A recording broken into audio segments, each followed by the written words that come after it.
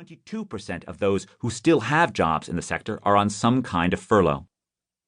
If all of the world's face-to-face service jobs permanently disappear, the results will be catastrophic, both for cities and for the global economy. The irony of our pre-2020 complacency towards pandemic risk is that the triumph of the city owes much to victories over prior plagues. The semi-urban inhabitants of the first human settlements were less healthy than their hunter-gatherer ancestors, partially because communicable disease deaths were more common in denser areas. Cities long depended on net migration from the countryside to replace their dead. But by 1940, vaccination, sewers, and antibiotics allowed life expectancy in urban areas to catch up to rural life expectancy. By 2020, urbanites lived longer than people in rural areas, and that mortality gap was growing, at least before the reappearance of mass contagion. And this is David Cutler. Unfortunately, COVID-19 is unlikely to be a one-time event, unless governments take pandemic preparedness far more seriously. As global mobility has grown, actual or potential pandemics have become more common. Between 1900 and 1980, only a few outbreaks threatened all of the United States. The influenza pandemic of 1918-19, the Asian flu 1957-58, and the Hong Kong flu 1968. The first of these was terrible, but our memory of it dimmed over time. Since the 1980s, the country has experienced HIV/AIDS, 1980 to present, the H1N1 flu, 2009, the Zika virus, 2015 to 16, and now SARS-CoV-2, 2020, which we will hereafter refer to as COVID-19, the disease it causes. COVID-19 is itself the third in a series of coronaviruses to jump from bats to humans, following SARS in 2002 and MERS in 2012. Then there are the near misses like Ebola, 2013 to 16, 2018 to 20, and the Marburg virus, 1998 to 2000, 2004 to 5.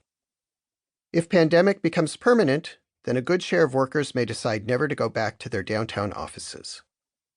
Contagious disease is the most obvious threat to urban life in 2020, but it is not the only one. A Pandora's box of urban woes has emerged, including overly expensive housing, violent conflict over gentrification, persistently low levels of upward mobility, and outrage over brutal and racially targeted policing and long prison sentences for minor drug crimes. These seemingly disparate problems all stem from a common root. Our cities protect insiders and leave outsiders to suffer. Gentrifiers move into ethnic neighborhoods because regulations have made it too difficult to build more affordable housing in other areas. The regulations that limit new construction protect the high housing values and views enjoyed by incumbents, but exclude the young and the poor who also want an urban future. Reductions in urban crime enable the well-heeled to safely enjoy a midnight stroll, but police stop and frisk lower-income minorities who try to do the same thing. If a policeman gets too rough, then his union stands up for him, but there is no equivalent organization protecting disadvantaged youth. Suburban and private schools enable prosperous parents to ignore the enduring dysfunction of many big city school districts. Before 2020, our cities flourished as enclaves for the wealthy, but they were failing in their great mission of turning poor children into prosperous adults. Our cities and our countries must be opened again for outsiders.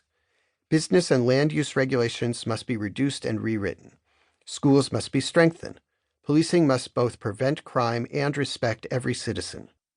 Pandemics must cease so that urban entrepreneurs can again create opportunity, even in the poorest neighborhoods.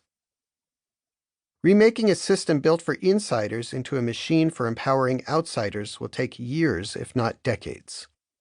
Unfortunately, the threats to urban life capture our attention fleetingly, then slip out of consciousness as our minds flit to other concerns.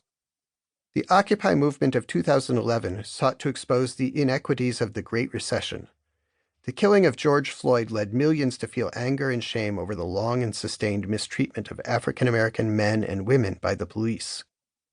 Like contagious disease, persistent poverty and racial injustice must be addressed if cities are to thrive once more. Yet fighting any of these problems requires sustained collective effort, not a short burst of outrage.